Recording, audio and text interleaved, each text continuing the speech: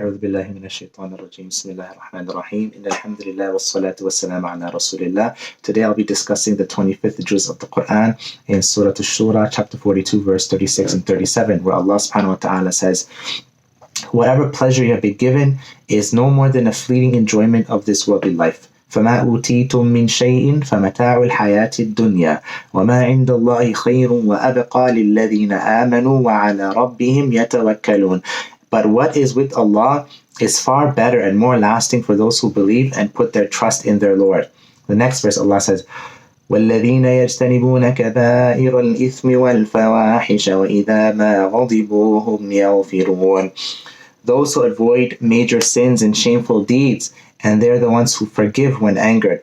So Allah reminds us that no matter what pleasures we experience, they're temporary, they're fleeting. This worldly life and the enjoyment and everything in it is only temporary.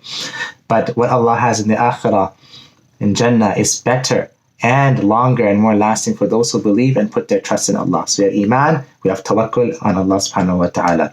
Then we are those who stay away from the major sins and the shameful deeds. In other parts of the Quran, it mentions even the believers fall into shameful acts and stuff. Then they Thakarullah, they remember Allah, and they ask Allah for forgiveness for their dhunub, their sins. And so you stay away from major sins and shameful deeds. If we fall into that, we ask Allah for forgiveness. And then when we're angered by others, we forgive. And so the Prophet ﷺ mentions that the strong man, and this is narrated in Bukhari and Muslim, that the strong man is not the one who wrestles, but the strong man, and by extension, the strong person, is in fact the one who controls themselves when they're in a fit of rage. So they don't just burst when they are angry. There's another narration by Anas bin Malik radiallahu anhu, who narrated that the Prophet ﷺ said, if one restrained their anger, Allah will keep their punishment from him on the day of judgment. And it is also recommended that the Prophet ﷺ, when he did say this in Sahih Bukhari, that no judge should give their judgment between two people when they're angry. So when we're angry, we shouldn't even be in a situation where we're giving judgments, right? This is something that we have to put thought into.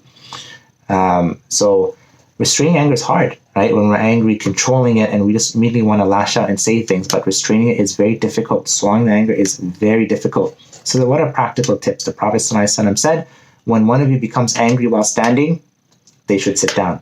If the anger leaves them, well and good. Otherwise, they should lie down. So if you're standing and you're angry, you should sit down. And if it leaves you, alhamdulillah. If it still doesn't leave you, then you lie down.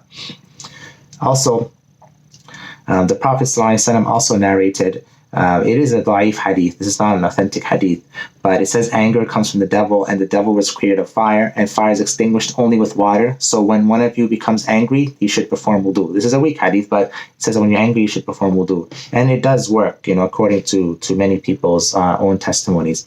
And the Prophet ﷺ said that there are many types of people. And the Prophet says, among them is the slow to get angry and the quick to calm. Right, so it takes you, a long time to get angry, but you calm down very quickly. Among them is the quick anger and the quick to calm. And among them is the quick to get angry and the slow to calm. And indeed, the best of them is the slow, the one who takes a long time to get angry, but they calm down very quickly. And the worst of them is the one that gets angry quickly, and it takes a long time for them to calm. So we ask Allah subhanahu wa ta'ala to give us patience, to guide our families, whether they're Muslim or non-Muslims, whether they made mistakes or didn't make mistakes, because we all make mistakes. And truly, we wouldn't be here with our Iman or Islam and our beliefs in Allah if it wasn't for the mercy of Allah. So we ask Allah subhanahu wa ta'ala for His guidance. We ask Allah subhanahu wa ta'ala for His justice and His mercy for all of us and for all those who are suffering and for all those who are weak. And we ask Allah subhanahu wa ta'ala to accept our Ramadan for us, accept our fasting from us, accept our ibadah from us. And if Laylatul Qadr came already, to forgive all our shortcomings and to give us the reward of what we did. And if we didn't do the best, to show His mercy still on us. And if we still haven't reached Laylatul Qadr, to not allow us to burn out before Laylatul Qadr. Wassalamu alaikum wa rahmatullahi wa barakatuh.